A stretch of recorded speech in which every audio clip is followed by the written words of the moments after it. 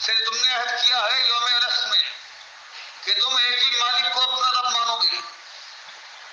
اس کے ذات اور صفات میں کسی اور کو شریک و صحیح مت ٹھہراؤ گے، اسی کے سامنے جھکے گے، اسی کو آواز دو گے، اسی کے بندے بن کر زندگی گزارو گے اور اسی کی کتاب کو، اس کے رسولوں کو مانو گے۔ جتنے تم نے عہد و پیمان دیے ہیں، واؤفوا بعہد اللہ، اللہ سے تم نے ایمان کے بعد عہد کیا ہے کہ تم اس کے بندے ہو، فرمایا اس کو وفا کرنا، اذا عاہدتم، جب تم اس سے عہد کر چکے ہو، یا اللہ کے نام سے، اللہ کا واسطہ دے کر دنیا میں ایک دوسرے سے جو عہد کرتے ہو وہ بھی اس میں شامل ہے کہ اس کو بھی وفا کرو۔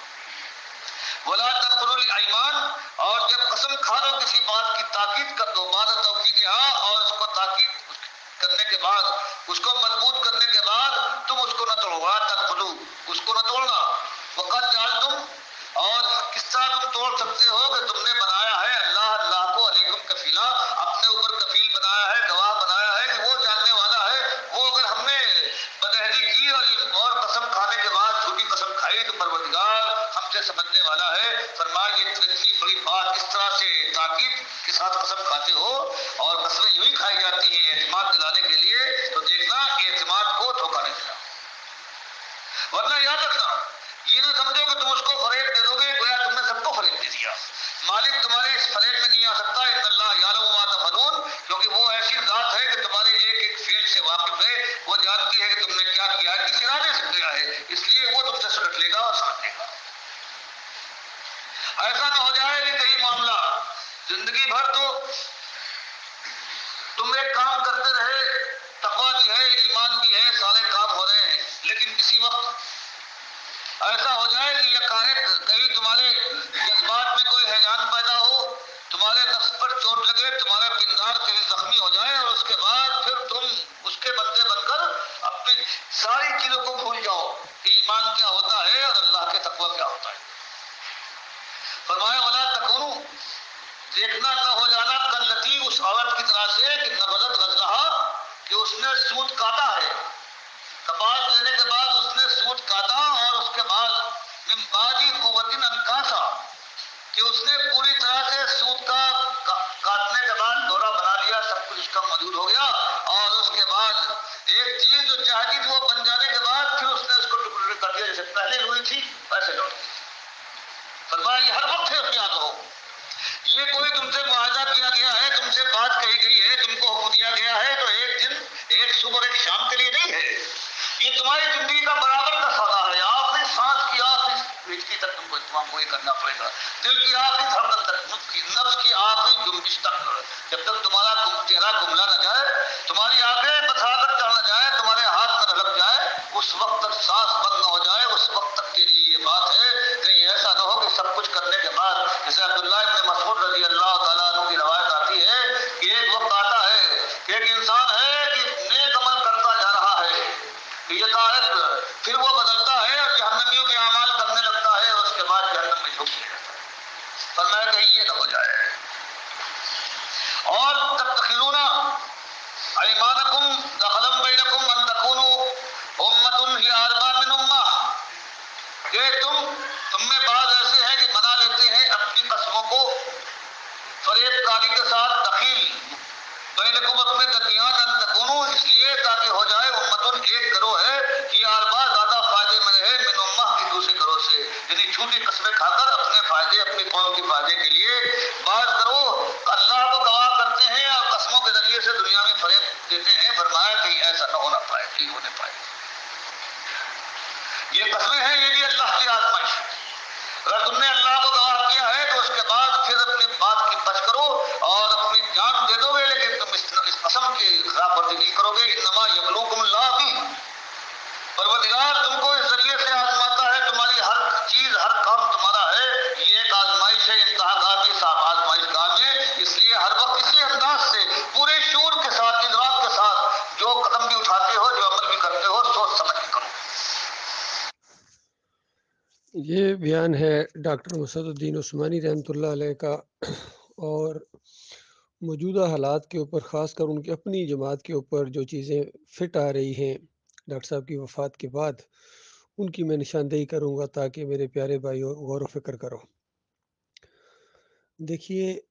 پہلی بات تو اس میں زور دیا ہے کہ دیکھو یہ نہیں ہے کہ چند دنوں کے لیے تم نے اللہ کی فرما برداری کرنی ہے، بلکہ آخری سانس تک، جب تک سانس نہ اکھڑے تم نے اللہ کا بندہ بنے رہنا ہے اور اس معاملے میں کمزوری نہیں دکھانا ہے۔ پھر مثال کے ذریعے سمجھایا گیا تمہاری مثال اس بوڑھی کی طرح نہیں ہونی چاہیے جس نے چرخہ کاتا، سود کاتا اور پھر غصے میں آگے سب کو توڑ پھوڑ دیا۔ یہ بات پوری طرح محمد حنیف کے اوپر فٹ آ رہی ہے۔ اس نے بڑی محنتیں کی، شروع میں بھی باصلاحیت بھی تھے، متقی اور پرہیزگار بھی نظر آتے تھے، لیکن آخر میں آ کے ان کے نفس نے ان کو ایسا چکمہ دیا اور ابلیس کی آنکھوں میں یہ چڑھ گئے، شیطان کی آنکھوں میں چڑھ گئے۔ شیطان نے ان کو بالکل نہیں چھوڑا ہے اور پہلے جو کچھ کمزوریاں ان کے سامنے ہیں ان کو پھر مضبوطی کے ساتھ قدم رکھنا چاہیے تھا، حالانکہ اسٹیج کے اوپر کھڑے ہو کے انہوں نے توبہ استغفار بھی کی تھی اور بعد میں پھر ایسے شیطان کی گھوڑی بنے ہیں کہ عقیدے کے اندر خرابی ان کے اندر آ گئی ہے، سجدہ تعظیمی کا شرک انہوں نے۔ حالانکہ دیکھیے یہاں بھی ڈاکٹر صاحب نے حوالہ دیا ہے کہ دیکھو عہد الست میں جو عہد و پیمان ہوا ہے وہاں بھی یہی ہے، جب اللہ تعالیٰ نے پوچھا کیا میں تمہارا رب نہیں ہوں، سب نے آگے سے یہی جواب دیا اس انداز سے کہ بس تو اکیلا ہمارا مالک ہے، صرف تجھے پکاریں گے، تیری نظروں نے تیرے سامنے جھکنا ہے، کسی اور کے سامنے نہیں جھکنا ہے۔ تو یہ دنیا میں آ کے انسانوں نے آگے پیچھے ایک دوسروں کی جھکنا شروع کر دیا، پکارنا شروع کر دیا، تو یہ اس عہد کو یاد دلانے کے لیے انبیاء آتے تھے۔ یعقوب علیہ السلام نے بھی یہ عہد و پیمان یاد دلایا، یوسف علیہ السلام نے بھی یہ عہد و پیمان یاد دلایا، پھر وہی الزام یوسف علیہ السلام کے اوپر اور یعقوب علیہ السلام کے اوپر لگا دے کوئی کہ وہ ایک دوسرے کے سامنے سجدہ ریز ہو گئے تھے۔ تو یہ جہالت کی انتہا ہے جو محمد حنیف نے دکھائی ہے اپنی تفسیر دعوت القرآن کے اندر۔ سب نے اسی طریقے سے کیا ہے، محمود الحسن نے یہی کیا ہے، شبیر احمد عثمانی نے یہی کیا ہے۔ سورہ فاتحہ کی دیکھو پہلی جو کڑاکے کی توحید کی آیت آتی ہے اس کو شرک کے اندر بدلی کر دیا۔ اشرف علی تھانوی نے یہی کیا ہے۔ تبلیغی جماعت کے اندر بھی اسی طریقے سے شرکیہ باتیں ہیں جو انبیاء کے اوپر الزامات لگائے گئے ہیں، تو یہ بہت بڑی جہالت ہے۔ تو اس طرح محمد حنیف ان باتوں کی زد میں آ گیا۔ محمدی گل کا بھی جھکاؤ محمد حنیف کی طرف تھا، اس وجہ سے کہ شاید اس کے بعد وہ امیر بننے والے تھے۔ یہ عمارت کے چکروں میں بہت سے جو ہے نا اپنا ایمان گنوا بیٹھے ہیں۔ منور سلطان نے اپنے ایمان کا سودا کیا اور عمر عبداللہ عبدالرانی نے اپنے ایمان کا سودا کیا اس عمارت کے لیے۔ خالد عزیز ہی امید پر تھا، وہ بھی اسی شرک پر مارا گیا۔ تو یہ حکیم رمضان ہاں اسی عمارت کے چکروں میں مارا گیا۔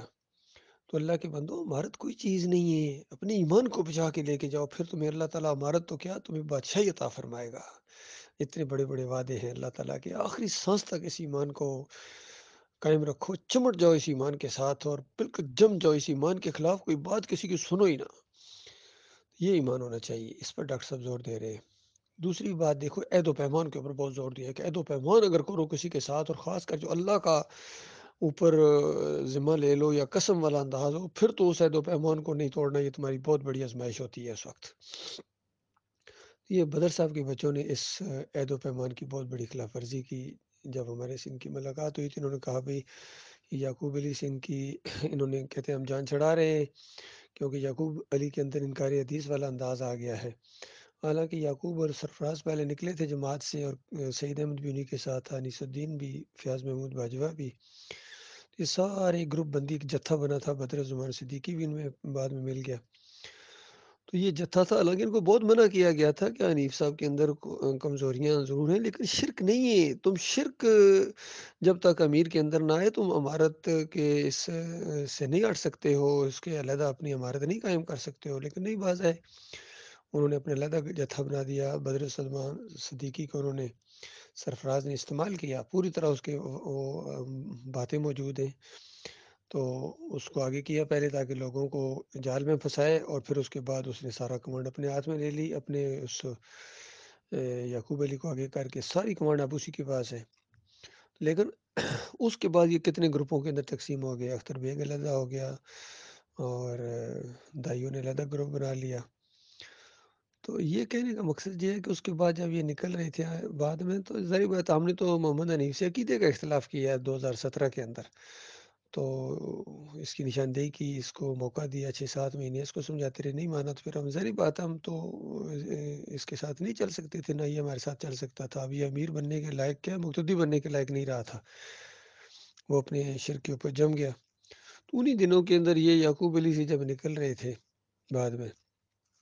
تو ہماری آپس میں ملاقات ہوئی اور انہوں نے کہا کہ ہم آپ کے ساتھ مل کے نظم بنائیں گے۔ تو ہم نے کہا بڑی اچھی بات ہے، مجھے ویسے بھی ان سے ذرا ان کے والد صاحب کی وجہ سے ایک تعلق تھا، ہمارے شروع میں گھریلو تعلقات رہے تھے، تو میں نے یہی سمجھا کہ بدر زمان صدیقی پہلے استعمال ہوئے ہیں، یعقوب علی نے اور سرفراز نے ان کو استعمال کیا تھا، اب ان کے بیٹوں کو وہ استعمال نہ کرے اور ان کو چلو ایک اچھا ماحول دیا جائے تاکہ ان کے آگے ان سے اللہ اپنے دین کا کام لے۔ تو اس طرح عہد و پیمان ہوئے، اس گاڑی کے اندر بیٹھ کے معراج الدین صاحب بھی وہاں موجود تھے۔